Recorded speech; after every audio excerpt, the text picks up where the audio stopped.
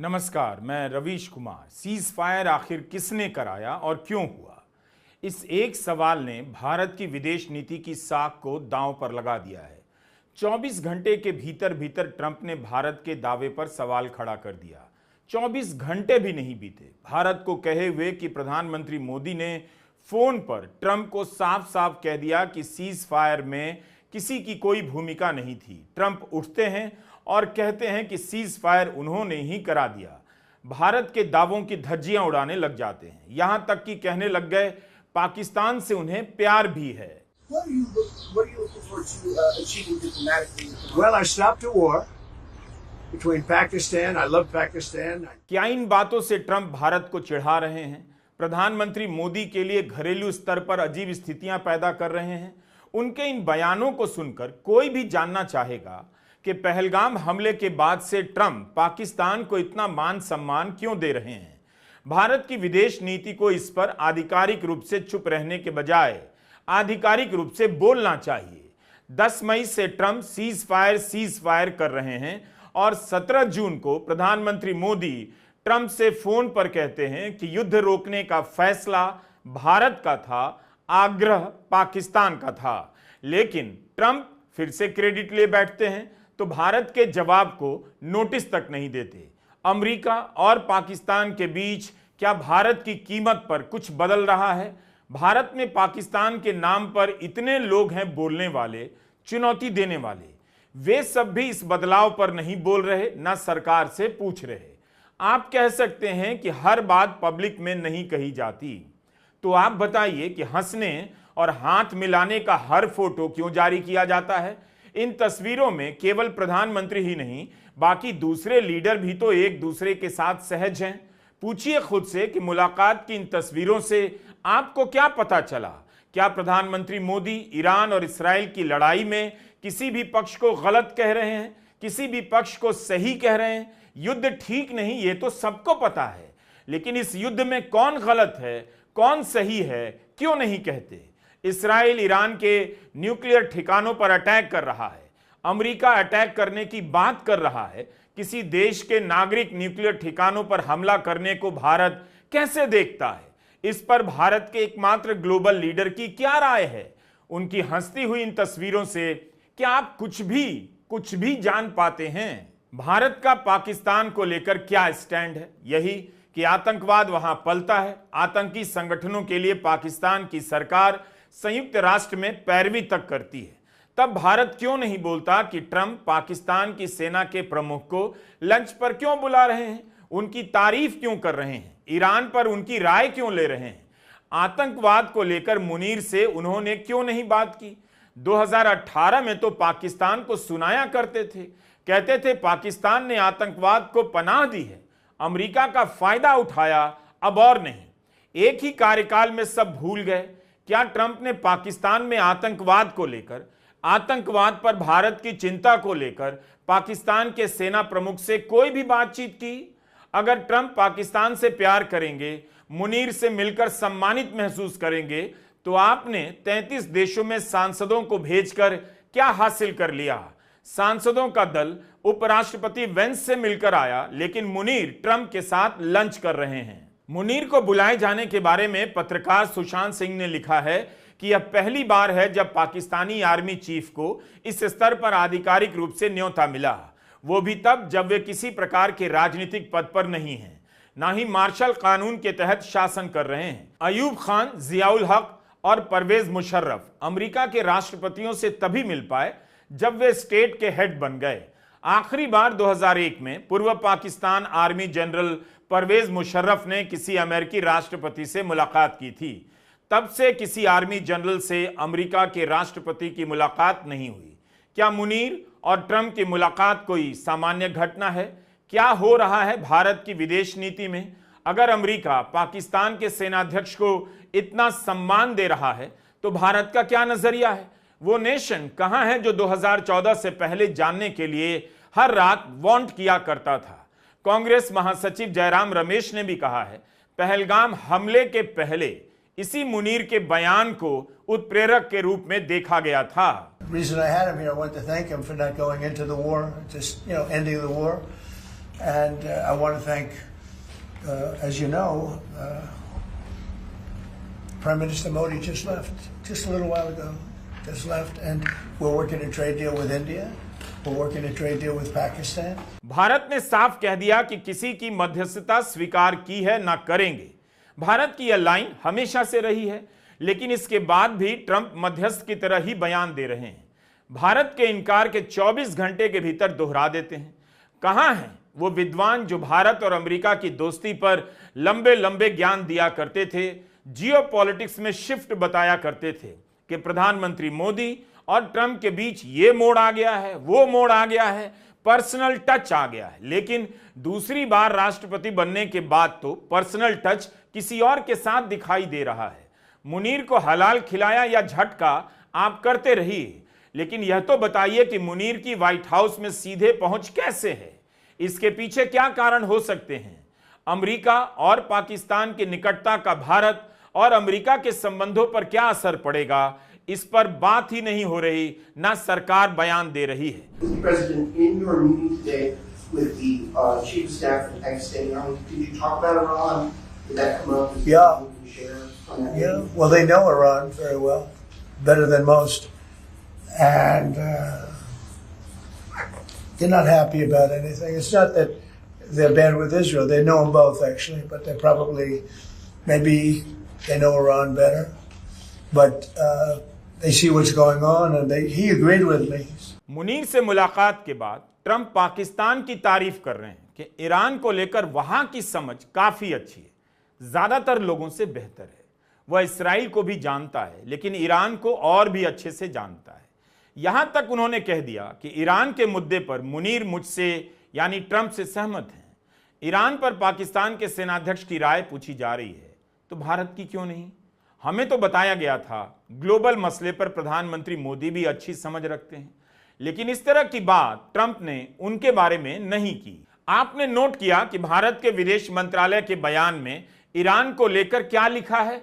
Routine सी जानकारी है कि ईरान और रूस के मामले पर चर्चा हुई है, बस यही एक लाइन है। भारत तो दावा कर रहा था कि ग्लोबल मसले पर उससे राय पूछी जाती है, उसकी बात सुनी जाती है, लेकिन ईरान पर पाकिस्तान की राय की तारीफ कर रहे हैं।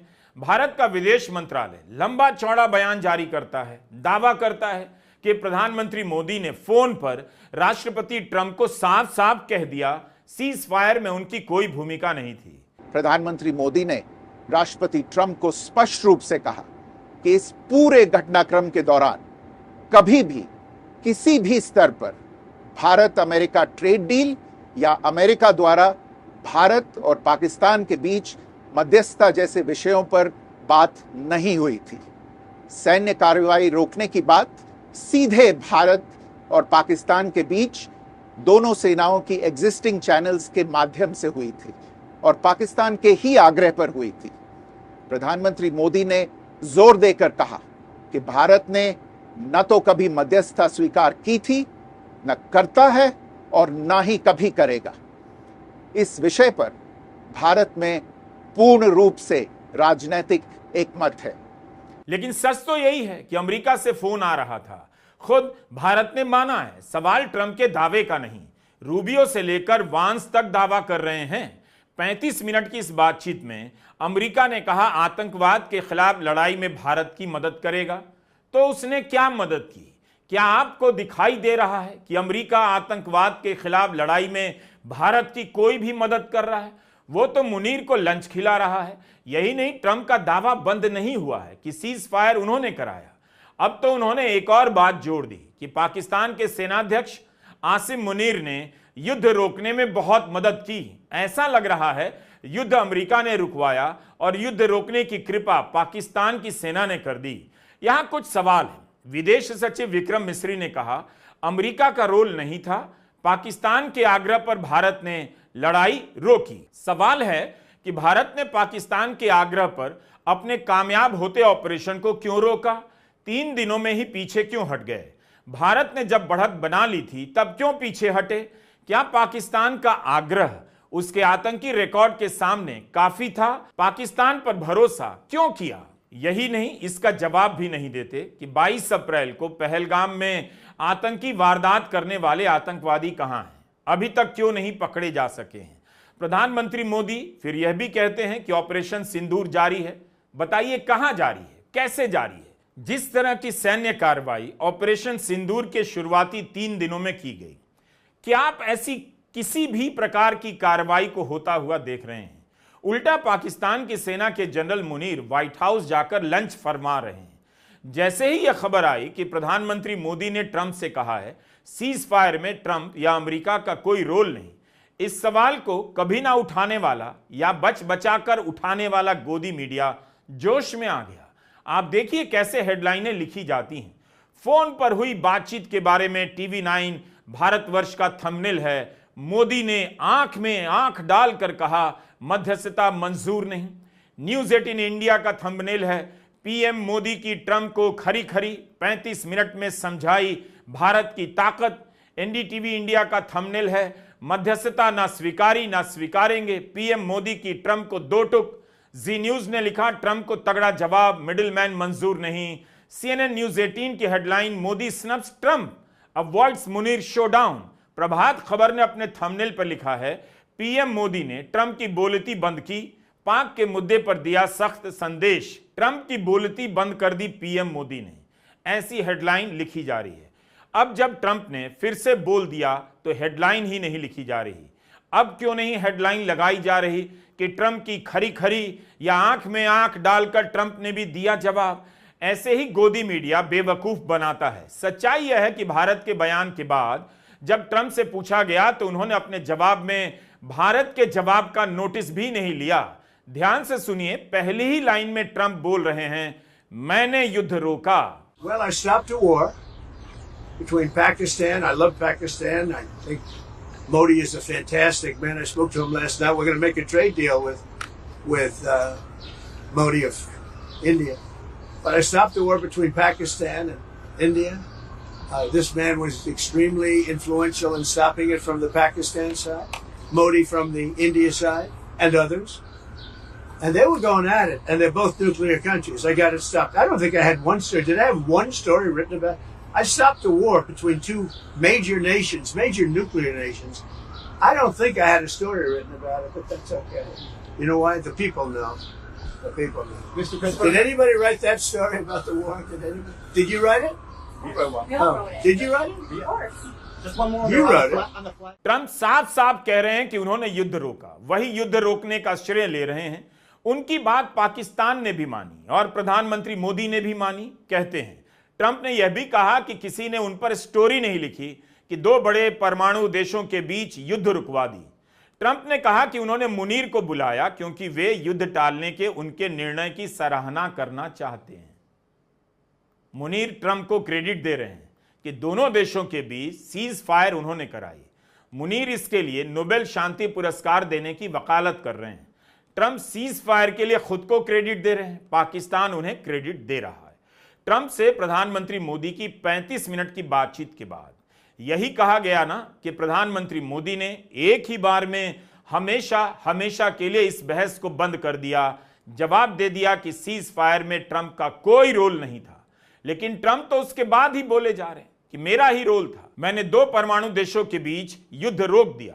तो अब भारत का क्या कहना है? ये वही ट्रंप है जो ईरान के परमाणु ठिकानों पर इस्राइल के हमले को नहीं रोक पा रहे हैं, फिर भारत को लेकर इस तरह के दावे कैसे कर रहे हैं? क्या यह भारत की परमाणु संप्रभुता पर सवाल नहीं खड़े करता है? और भारत ईरान की परमाणु संप्रभुता के अधिकार की बात क्यों नहीं कर रहा? पिछले 1 महीने में डोनाल्ड ट्रंप 1 दर्जन से भी ज्यादा बार, 13-14 बार ये दावा कर चुके हैं कि उन्होंने मध्यस्थता की, उन्होंने भारत और पाकिस्तान के बीच युद्ध रुकवाया और व्यापार की धमकी देकर ऑपरेशन सिंदूर रुकवाया। ये एक बार नहीं कहा, उन्होंने अनेक बार कहा और सार्वजनिक पटल पर खुद राष्ट्रपति डोनाल्ड ट्रंप ने आकर कहा है। अब भारत के विदेश सचिव के माध्यम से एक टेलीफोनिक कॉन्वर्सेशन, एक टेलीफोनिक बातचीत के बारे में एक विवरण हमें मिलता है जिसमें बोला जाता है कि नहीं साहब ऐसा कुछ नहीं हुआ था। उसके कुछ घंटों बाद डोनाल्ड ट्रंप फिर से आसिफ मुनीर, जनरल आसिफ मुनीर जो फील्ड मार्शल हैं अमेरिका के, पाकिस्तान के, उनको लंच पे उन्होंने दावत दी, उनको बुलाया उसके बाद एक वक्तव्य देते हैं और कहते हैं कि उन्होंने मध्यस्थता की थी, उन्होंने वॉर रुकवाया था, उन्होंने सीज फायर करवाया था। ना केवल उन्होंने ये दावा फिर से किया, उन्होंने भारत और पाकिस्तान को हाइफनेट फिर से किया। उन्होंने भारत के प्रधानमंत्री नरेंद्र मोदी को पाकिस्तान के जनरल आसिम मुनीर के साथ हाइफनेट कर दिया। यह स्वीकार्य नहीं होना चाहिए। प्रधानमंत्री किस पार्टी के हैं मायने नहीं रखता। भारत के प्रधानमंत्री के पद की एक गंभीरता है, एक मर्यादा है, एक प्रतिष्ठा है। उसको पाकिस्तान के जनरल मुनीर के साथ इक्वेट करना, उसके समकक्ष लेकर आना हमें स्वीकार्य नहीं है। जो बात डोनाल्ड ट्रंप सार्वजनिक रूप से बार बार दोहराते हैं, उसका जवाब प्रधानमंत्री को स्वयं सार्वजनिक रूप से ही देना चाहिए और बोलना चाहिए कि नहीं, आपकी ये बात गलत है, आपके दावे गलत हैं, खोखले हैं, गलत हैं। ये बोलना आवश्यक है। भारत की विदेश नीति पर पूरे विश्व में आज एक सवालिया निशान लग गया। भारत की विदेश नीति की जो कम्युनिकेशन है उसकी पोल सबके सामने खुल गई कि विदेश सचिव कुछ कह रहे हैं, प्रधानमंत्री चुप हैं, डोनाल्ड ट्रंप बार बार वही बात दोहरा रहे हैं और विदेश सचिव, भारत के विदेश सचिव की बात को कुछ घंटों बाद ही खारिज कर रहे हैं। तो इस पे हम उम्मीद करते हैं प्रधानमंत्री गंभीरता से लेंगे और अपने पद की गरिमा और मर्यादा को बचाने के लिए सार्वजनिक रूप से डोनाल्ड ट्रंप को बोलेंगे कि आपके दावे गलत हैं। डोनाल्ड ट्रंप ने किसी अधिकारी के माध्यम से नहीं ये दावे किए हैं, उन्होंने दावे खुद किए हैं। तो उसका जवाब भी भारत का कोई अधिकारी दे, ये नहीं चलेगा। जवाब भारत के प्रधानमंत्री को खुद देना चाहिए। एक सवाल यह भी उठ रहा है कि ट्रंप ने प्रधानमंत्री मोदी को वॉशिंगटन आने के लिए कहा तो प्रधानमंत्री मोदी ने अपनी अन्य व्यस्तताओं का हवाला दिया और इनकार कर दिया। लेकिन इस तरह से क्या किसी देश के प्रधानमंत्री को बुलाना कि आप नोएडा आए हैं तो दिल्ली भी आ जाइए, क्या यह सम्मानजनक है? क्या पहले कभी इस तरह से भारत के प्रधानमंत्री को अमेरिका के राष्ट्रपति ने न्योता दिया, कनाडा से वॉशिंगटन होते हुए दिल्ली चले जाइएगा? G7 शुरू होने से एक हफ्ता पहले तक इस बात को लेकर काफी संदेह था, क्या इस बार भारत शामिल होगा, क्योंकि न्योता ही नहीं आया। आखिरी समय पर न्योता आया और प्रधानमंत्री मोदी ने स्वीकार किया। जाहिर है G7 के न्योते के बाद ही कनाडा से क्रोएशिया जाने का दौरा तय हुआ होगा, यानी आखिरी समय पर सब तय हुआ। कनाडा में प्रधानमंत्री मोदी के आगमन के विरोध में बाकायदा विरोध प्रदर्शन हुआ। कनाडा के प्रधानमंत्री मार्क कार्नी से सवाल भी पूछा गया, आपने प्रधानमंत्री मोदी को क्यों बुलाया? विदेश सचिव विक्रम मिस्री ने अपने बयान में बताया है कि राष्ट्रपति ट्रंप ने प्रधानमंत्री मोदी से पूछा क्या वे कनाडा से वापसी में अमेरिका रुक कर जा सकते हैं। पूर्व निर्धारित कार्यक्रमों के कारण प्रधानमंत्री मोदी ने अपनी असमर्थता व्यक्त की। दोनों लीडर्स ने तब तय किया कि वे निकट भविष्य में मिलने का प्रयास करेंगे। क्या ऐसा हो सकता है कि G7 में प्रधानमंत्री मोदी को बुलाने के पीछे ट्रंप की ही कोई योजना रही हो, ताकि वहां से अमेरिका बुलाकर किसी और जाल में फंसाएं?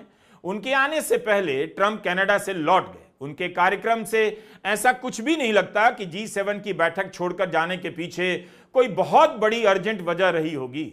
रणनीतिक मामलों के जानकार ब्रह्मा चेलानी ने इसी दिशा में ट्विटर पर लिखा है, ऐसा प्रतीत होता है कि ट्रंप ने स्पष्ट रूप से यह नहीं बताया कि उन्होंने मुनीर के साथ लंच तय किया है और चुपचाप प्रधानमंत्री मोदी को व्हाइट हाउस आने का निमंत्रण भेजा।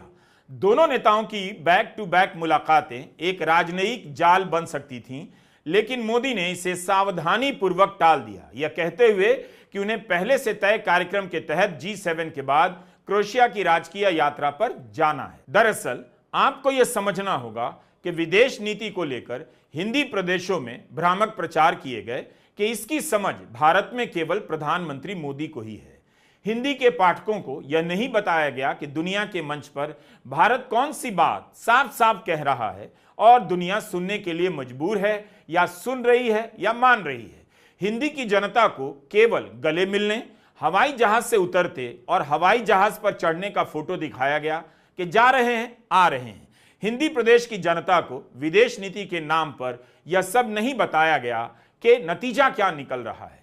इसी के नाम पर उन्हें भटकाया गया कि आपके जिले का कॉलेज, अस्पताल ठीक नहीं है, कोई बात नहीं, प्रधानमंत्री मोदी इससे भी बड़ा काम कर रहे हैं, दुनिया में जा जाकर भारत का नाम कर रहे हैं। लेकिन जैसे ही अमेरिका ने भारत के लोगों को हथकड़ी पहनाकर भेजा, एक फोन तक नहीं किया गया ट्रंप को कि ऐसा मत कीजिए, आप हमारे दोस्त हैं। मगर भाषण में हर तरफ यही चर्चा कि भारत को दुनिया सुन रही है। क्या भारत कह रहा है या किसी को नहीं बताया जा रहा। इसी 16 मार्च 2025 को लेक्स फ्रीडमैन के इंटरव्यू में प्रधानमंत्री मोदी ने कहा, भारत जब शांति की बात करता है दुनिया हमें सुनती है, क्योंकि भारत गौतम बुद्ध और महात्मा गांधी का देश है। 22 सितंबर 2024 को प्रधानमंत्री मोदी ने न्यूयॉर्क में भारतीय डायस्पोरा से भी कहा ऐसा ही कुछ। हम ग्लोबल साउथ की भी बुलंद आवाज बन रहे हैं। आपने देखा होगा भारत की पहल पर G20 समिट में अफ्रीकन यूनियन को स्थायी सदस्यता मिली। आज जब भारत ग्लोबल प्लेटफॉर्म पर कुछ कहता है तो दुनिया सुनती है। बीजेपी के सांसद रविशंकर प्रसाद भी सांसदों का एक दल लेकर विदेश दौरे पर गए। लौटकर पटना में उन्होंने पत्रकारों से कहा, राहुल गांधी को विदेश नीति की समझ नहीं है। रविशंकर प्रसाद को प्रधानमंत्री मोदी से यह कहना चाहिए कि राहुल गांधी को विदेश नीति की समझ नहीं है, इसलिए भी वे संसद का सत्र बुलाएं, इन सवालों के बारे में जवाब दें ताकि राहुल गांधी भी समझ लें, बाकी देश को भी समझ आ जाए और सांसदों को भी। दिखाई तो यही दे रहा है, खुद जो दावा करते थे कि वे विदेश नीति के मास्टर हैं, उन्हें ही समझ नहीं आ रहा कि इन मामूली से सवालों का क्या जवाब दिया जाए। अगर इतनी ही समझ है तो सरकार संसद का सत्र क्यों नहीं बुलाती है। एक बात साफ है, पहले कार्यकाल में राष्ट्रपति ट्रंप और प्रधानमंत्री मोदी की दोस्ती के बड़े बड़े अफसाने गढ़े गए। यहां रैली हुई, वहां रैली हुई। प्रधानमंत्री मोदी के समर्थकों ने अपना ग्लोबल दायित्व समझ लिया कि ट्रंप उनके दोस्त हैं तो हमें ट्रंप की जीत के लिए हवन वगैरह करना है, उपवास और व्रत रखना है। ऐसे समर्थक भी सन्नाटे में हैं, उन्हें समझ नहीं आ रहा कि ट्रंप की बातों का क्या जवाब होना चाहिए। ट्रंप पाकिस्तान के जनरल मुनीर को लंच खिला रहे हैं। सबको उम्मीद थी कि ट्रंप के दोबारा जीतने पर प्रधानमंत्री मोदी की ग्लोबल धाक जम जाएगी। सच्चाई यह है कि अमेरिका में राष्ट्रपति बदल गया, बाइडेन गए, ट्रंप आ गए, लेकिन भारत ने प्रधानमंत्री मोदी के लिए कुछ नहीं बदला। उनके अच्छे दिन आए थे जो अब चले गए। अच्छे दिन मुनीर के आ गए। आप बिरयानी और पनीर पर गुस्सा मत निकालिए, सही सवाल पूछिए। नमस्कार, मैं रवीश कुमार।